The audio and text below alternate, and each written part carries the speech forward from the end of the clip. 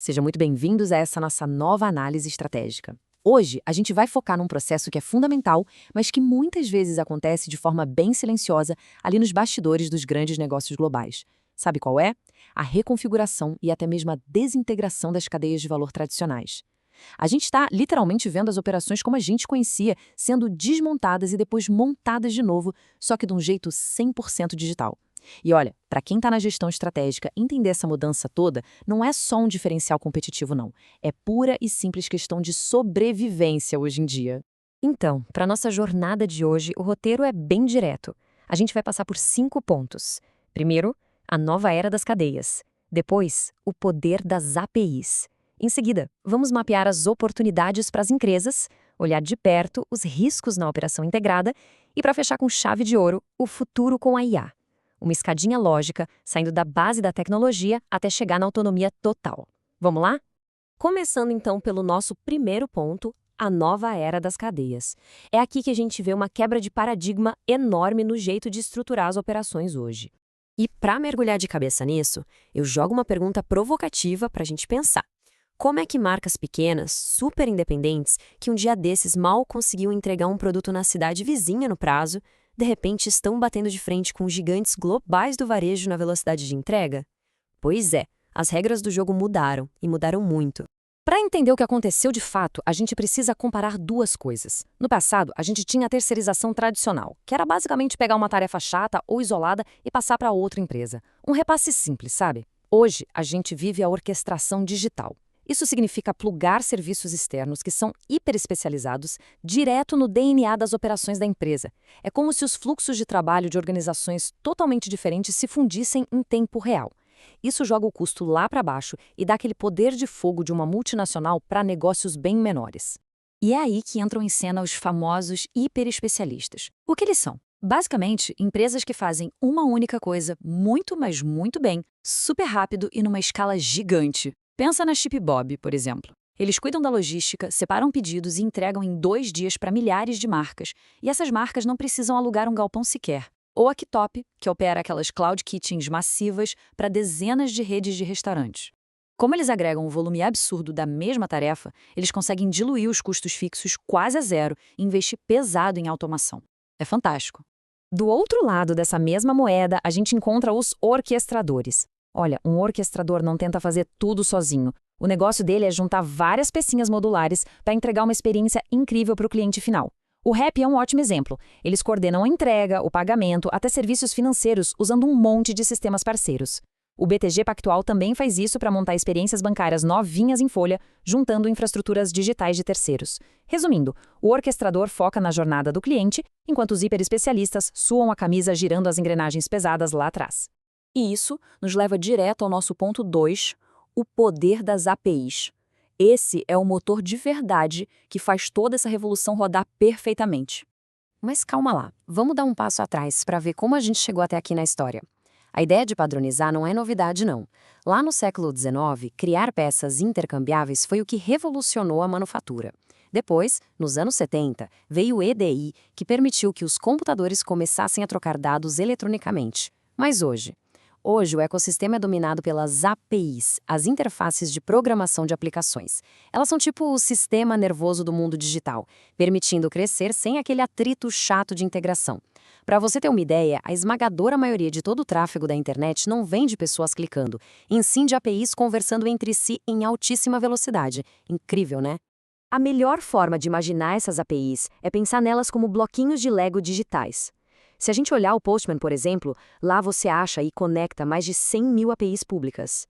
Precisa de logística global no seu app? A UPS te dá isso com um punhado de linhas de código. Quer processar pagamento sem dor de cabeça? É só plugar o Stripe. Precisa gerenciar estoque e pedido externo? O Walmart Marketplace está aí para isso. Quando a gente encaixa essas peças, o custo para coordenar o trabalho entre empresas totalmente diferentes simplesmente despenca. A tecnologia faz a parte complexa desaparecer. E se a gente quiser colocar isso numa perspectiva real de negócios? Guarda esse número, 8. Foram exatos 8 meses. Esse foi o tempo que o banco de investimentos BTG Pactual levou para planejar e lançar um banco online completinho do zero absoluto. 8 meses. E como eles conseguiram essa velocidade? orquestrando toda a parte bancária de pagamentos da Pismo via APIs. Eles foram montando as peças em vez de tentar construir um sistema financeiro inteiro do zero dentro de casa. Bom, com a parte de tecnologia dominada, vamos para o nosso ponto 3, oportunidades para as empresas. Onde é que os gestores conseguem tirar vantagem de tudo isso? Tem um mar de oportunidades para quem souber usar essa integração digital na estratégia. Primeiro de tudo, a gente tem a redução de barreiras de entrada. Serviços como a Amazon Web Services democratizaram o acesso à nuvem, acabando com a necessidade de comprar servidores caríssimos. Segundo, o alcance ampliado. Hoje, uma startup consegue expandir globalmente logo no primeiro dia usando parceiros plugados. E o terceiro ponto são as novas oportunidades, que deixam as empresas ganharem dinheiro com o que está parado, monetizando ativos ociosos. A Flex, por exemplo, ajuda a alugar aquele espaço sobrando no armazém. Já a Virtual Dining Concepts usa o tempo que a cozinha de um restaurante fica parada para operar marcas de delivery exclusivas. É a otimização no nível máximo. Por falar em monetizar ativos, uma sacada genial que a gente está vendo é abrir a infraestrutura central do próprio negócio. Pensa na Shopify. Eles abriram a plataforma para que desenvolvedores de fora criassem aplicativos e vendessem para os lojistas. O Walmart fez algo bem parecido através do serviço GoLocal, abrindo a malha logística gigantesca deles para marcas externas usarem. Isso é brilhante. Grandes corporações transformando coisas que antes eram só custo interno em verdadeiras máquinas de fazer dinheiro, sem precisar de grandes investimentos incrementais. Mas nem tudo é apenas crescimento fácil nessa jornada. Vamos pisar um pouquinho no freio agora e entrar na seção 4, riscos na operação integrada. A gente precisa ter um olhar bem calculista para os perigos dessa nova arquitetura.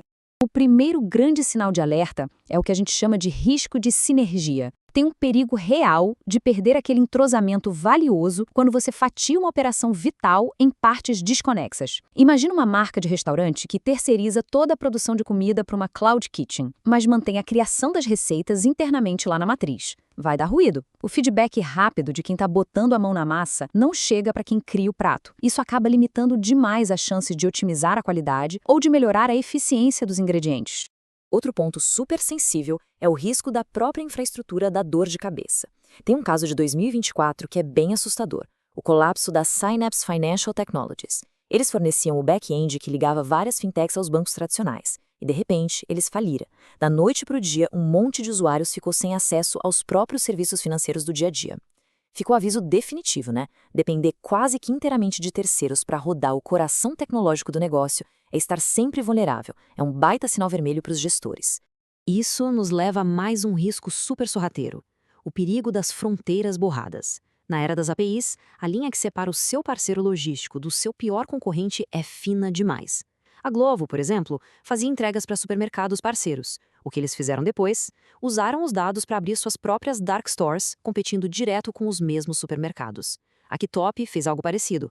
Começou fazendo parceria com restaurantes e, eventualmente, lançou as próprias marcas virtuais de comida. Então é essencial ficar em alerta máximo com orquestradores que, de repente, começam a pisar no seu território.